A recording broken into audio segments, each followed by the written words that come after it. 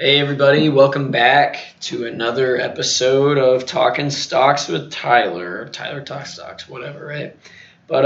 So for this next couple of videos, I did a lot of research. I went through hundreds, if not thousands of stocks, and I picked out 30 stocks that I think are worth at least taking a look at, doing your own due diligence and research on. And so today I'm going to do 10. Tomorrow morning I'll do 10. And then pre-market Monday I'll finish with the last 10 before the market opens. And then the next accountability video we'll do the original 10 I listed and then these 30. And we'll see how my recommendations are doing. Sorry my voice is a little out. I've been, the voice goes out. I'm not sick, I promise. I've just been having to yell a lot. Okay, so before we continue, make sure to hit the like button, hit the subscribe button. Helps me out. Helps me feel good about making these videos, but let's get into it. So these first 10 I'm going to talk about today, again, I'm not a financial advisor. This is just my own opinions, not financial advice. But the first 10 we're going to talk about today all offer a dividend. So these are all dividend stocks. Some of these are dividend kings or dividend aristocrats, which just means they've increased their dividend year over year for up to 50 years, which is pretty good. But the first one I want to talk about is Visa. So they're at like an all-time high right now at $215.71. But a big thing that makes me still want to invest in them, because I normally don't like investing in a company at its all-time high. But what I really like about Visa is they just have started talking about their smarter stand-in processing.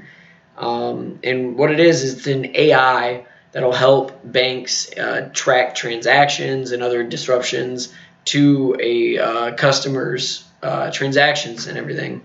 So I think I really like this. They're leading the market with that AI, and I think they could be pretty big. And it comes out in October this year, October of 2020. And I think that'll really help them push above other competitors like Amex and MasterCard and everything.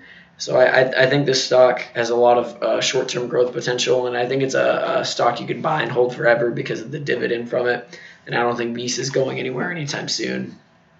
The next one I want to talk about is Johnson & Johnson. I've talked about them a little bit before. They're a dividend king, which I said their dividend is increased year over year for 50 years, which is pretty good. It's a huge company, and I think potentially in the short term, they could be one of the companies that will sell and administer the coronavirus vaccine.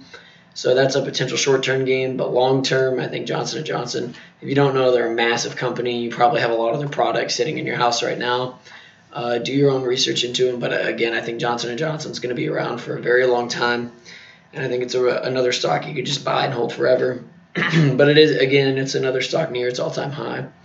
But one that's not at its all-time high, it's about 40% off, that I want to talk about is JP Morgan, another kind of banking stock, right? So they still have 40% to go till they're at their 140 pre-COVID high. And what I think is going to help them push past other banks in the sector and makes them special is they have their own payment processor with Quorum, and they sold Quorum to Consensus. You might think, oh, well, they got rid of Quorum, so there's nothing proprietary about it anymore to them. But they also, when they sold it to Consensus, they invested in Consensus as well. So if Consensus and Quorum go up, JP Morgan will also go up. So I like that differentiator between them and the other bank stocks. So I think they're worth taking a look at. Sorry if that was loud. It's just really hard for me to talk right now. But another one I wanted to talk to you guys about is PepsiCo. I know we've talked about them a little bit before. It's a huge company. They give their dividend. If you didn't know, PepsiCo does more than just Pepsi. They own their brand is huge, from water and sports drinks to energy drinks and everything. They cover a lot of stuff. But yeah, worth taking a look into. That's another stock you could buy and hold forever with their dividend. And you wouldn't have to be really too worried about it, because I don't think PepsiCo is going anywhere anytime soon. Now we're getting a little bit into the riskier stocks. Those first four I talked about, I think, are like more safer, lower risk, lower reward kind of gains for you more risk or you're less risk adverse person out there. But as we get into some of these riskier ones, Wells Fargo, one I want to talk about. It has absolutely gotten destroyed, but I think long term it could really rise back up and above where it was before. And I think a lot of this is going to have to do with how people handle their loans. If they have to do a lot of loan loss provisioning, that might hurt them in the short term. But again, long term, I think Wells Fargo is going to be all right. And I think as unemployment goes back down and people get more jobs and they can pay on their loans and they don't have to default, I think that's good for all banking companies. And as the Fed brings interest rates back up and everything, I think that'll help everyone out in the banking sector anyways. So those are the catalysts for that to move forward, I think. Raytheon in the defense sector. It's a new dividend. I think it's only given out 2 dividends so far, but it has been giving out dividends now. So they just recently got kicked out of the Dow Jones, which is a pretty big negative, but I like Raytheon long term, and I like covering multiple sectors. I don't want to only just be in the banking and the consumer industry. So I think Raytheon's a good way to spread into the defense sector. Its main competitor, right, being Lockheed Martin, and you might be like, well, why don't you just recommend Lockheed Martin? I just think Raytheon has more potential for long-term growth and some better catalysts in the short term. But yeah, that's what we're taking a look at. The next one I wanted to talk about was NXP Semiconductors. They also just started doing dividends, and they're also at like their all-time high. But one of the reasons I wanted to talk about NXP is they are a huge innovator in this environmentally friendly vehicle sector, and they have some differentiating technology between them and other semiconductor companies. They just talked about a battery management system that they have, and they're starting to get wireless charging for cell phones inside of vehicles, which I think is a huge catalyst for their growth.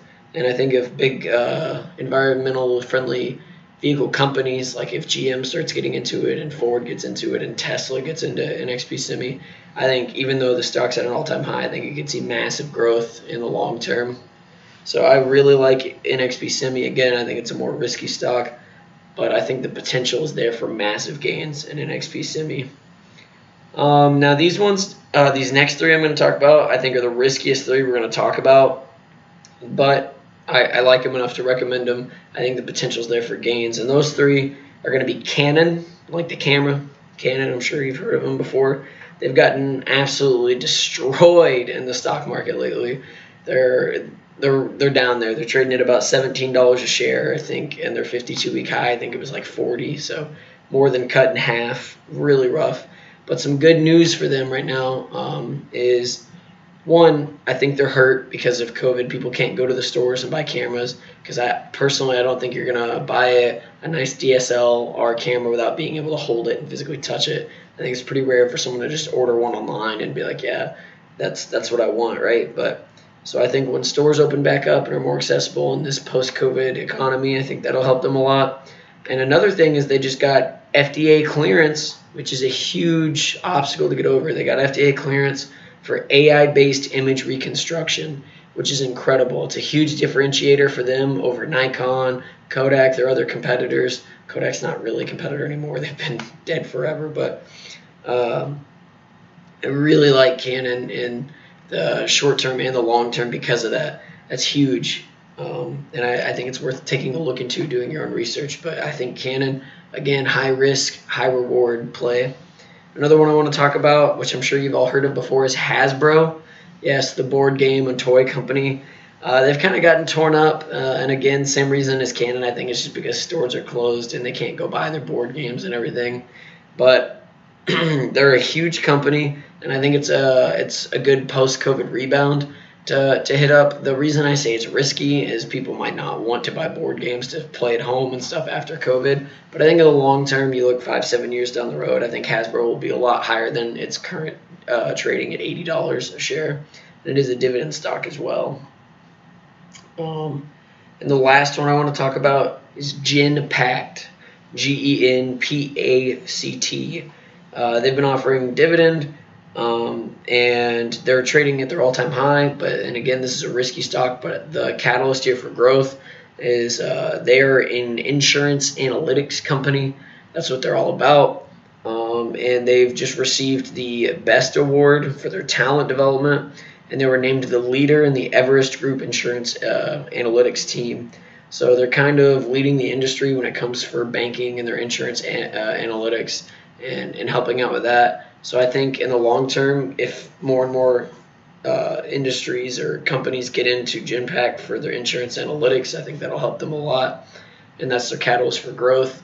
The kind of downturn here is what I touched on a little bit with Wells Fargo's. With unemployment being so low and no federal aid being administered now, we might see more and more people defaulting on their loans, not getting insurance or paying into insurance. So those are things to think about and watch out for. I don't want to speculate. It's hard to say if we're going to see another housing crash or anything like that now with people being unemployed and not being able to make payments. But it's things to think about when you're looking in to get into an insurance or real estate market. Because if people are getting foreclosed on, they're not paying homeowners insurance, right?